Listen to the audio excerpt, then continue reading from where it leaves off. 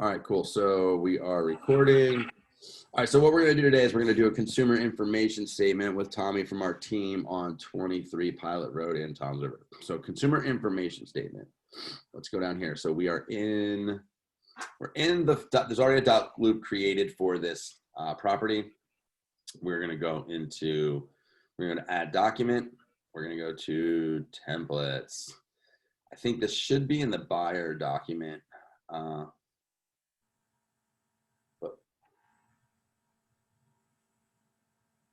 I just know that it's not, so I'm going to go into listing documents.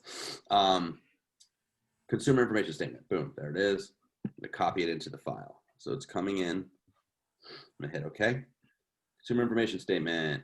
Now, I'm just going to explain what a consumer information statement is. So your client should know what this is. You should know what all of your clients are. So listing agent, I'm going to take that out. We got our buyer in here. And then we have our buyer agent, which is Joe Oz. We're going to hit autofill. Cool. The buyer's information was already in there, so it's going to autofill.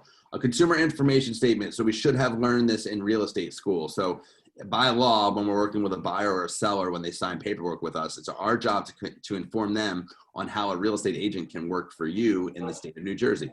There's 4 ways you can work with them: as a seller's agent or a sub-agent, a buyer's agent, a disclosed dual agent if the opportunity arises, or a transaction broker. Right here, transaction broker. I, as a licensee, do not represent either the buyer or seller. All information I acquire from one party may be told to the other. We never do that because we have a fiduciary responsibility to our buyer or seller. So we are either, when we're going into this, really, we usually have them sign this when we first working with them. So we're always working with them as a disclosed dual. We are working with them as either a buyer's agent or a seller's agent, along with a disclosed dual agent if the opportunity arises. So you let them know how an agent can work for them in the state of New Jersey. This top part is for sellers and landlords. This part is for buyers and tenants. Okay. Now, in this case, we work for the buyers. So now we're going to fill this little part out right here. By signing this consumer information statement, I acknowledge that I received this statement from name of brokerage firm. We work for eXp Realty. All right, Brian's going to sign here. It's already in there.